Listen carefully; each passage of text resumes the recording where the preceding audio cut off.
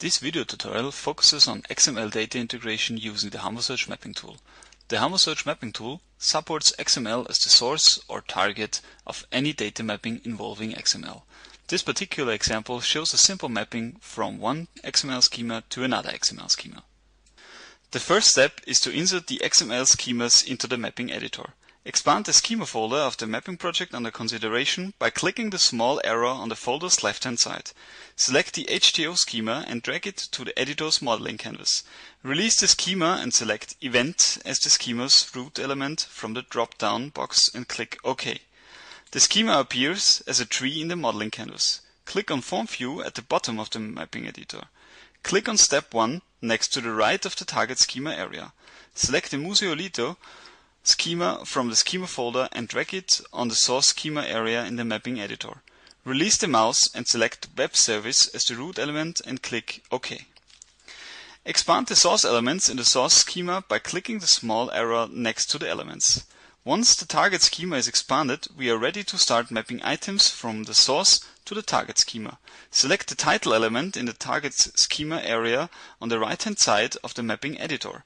Find the name element in the source schema and drag and drop it to the mappings section below the target schema section.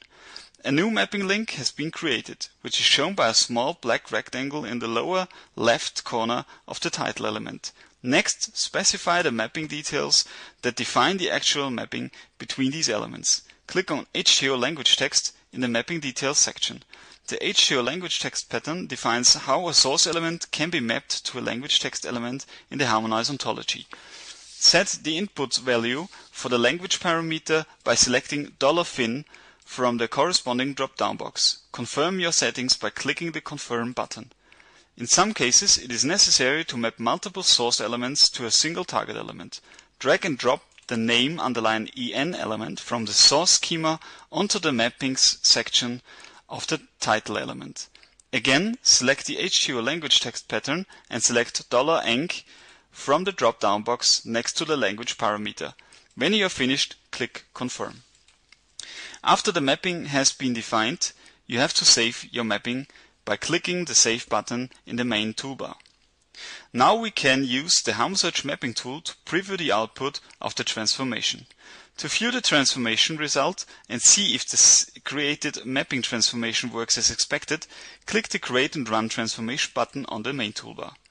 This triggers and generates the output, which will then be displayed in the feedback view.